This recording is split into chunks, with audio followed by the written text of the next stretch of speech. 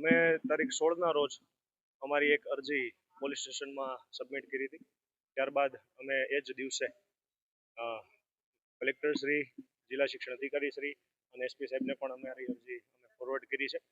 ત્યારબાદ આજે તારીખ 25 છે અને આ સંદર્ભમાં અમારી રજૂઆત એવી હતી કે 19 તારીખે અમારા ઉપર કાઉન્ટર અરજી થઈ અને કાઉન્ટર અરજી એવી થઈ કે નગરપાલિકાના જે ઉપપ્રમુખ શ્રી છે એમણે અમારા ઉપર શિસ્ત ભંગ કર્યો અને અમારી અરજી ખોટી છે એવી રીતે કાઉન્ટર અરજી કરવામાં આવી, જેમાં હાલમાં એમને આપેલી જે અરજી છે એના અંગે સ્પષ્ટીકરણ કર્યું છે. સાથે સાથે લેટર પેડ ઉપર જે અમારા ઉપર આક્ષેપો લગાવવામાં આવ્યા છે એના અનુસંધાને પણ અમારું સ્પષ્ટીકરણ અમે સ્પષ્ટ કર્યું છે કે અમે કોઈ રાજકીય પાર્ટી સાથે જોડાયેલા નથી, અમારે કોઈ રાજકીય પાર્ટી સાથે લેવા દેવા નથી, અમે કોઈ પણ પક્ષને સપોર્ટ નથી કરતા, અમારે કોઈ પણ પક્ષ સાથે લેવા દેવા નથી.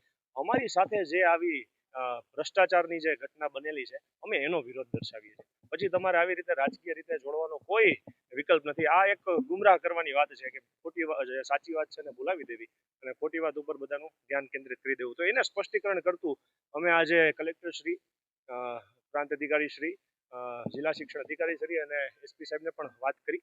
એસપી સાહેબને એ પણ વાત કરી કે અમને ભાઈ જે આટલા દિવસ થયા છે તો અમારી જે કામગીરી છે એ પણ થોડીક ઝડપથી કરવામાં આવે અને એમણે સાંત્વના આપી છે એ બાબતની કે અમે પીઆઈ સાહેબને જે કમિટી એમાં બનાવેલી છે એમના અધ્યક્ષસ્થાને આ બધા રિપોર્ટ્સ ને બધું લેવાનું છે, એમને તમે પુરાવા ને બધી આપી દેજો એટલે તમારી કાર્યવાહી આગળ થશે.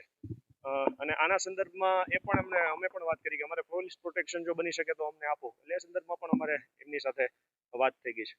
તો આજે બસ આટલી જ વાત કે ભાઈ 15 તારીખની અમારી જે અરજી હતી એના અનુસંધાને અત્યારે કેટલી કાર્યવાહી થઈ છે અને કેટલું અમારા વિરુદ્ધ જે અરજીઓ કરવામાં આવી એના પ્રત્યુત્તર આપતી અમારી જે અરજીઓ છે અમે એમને સોંપી છે. ના, અહીંયા પ્રેસ મીડિયાના મિત્રોને અંદર નથી બોલાવવામાં આવ્યા. ખબર નહીં, સાહેબે ના પાડી દીધી છે કે અમને કેમ ખબર? હવે એ તો સાહેબ તમે એસપી સાહેબને પૂછો.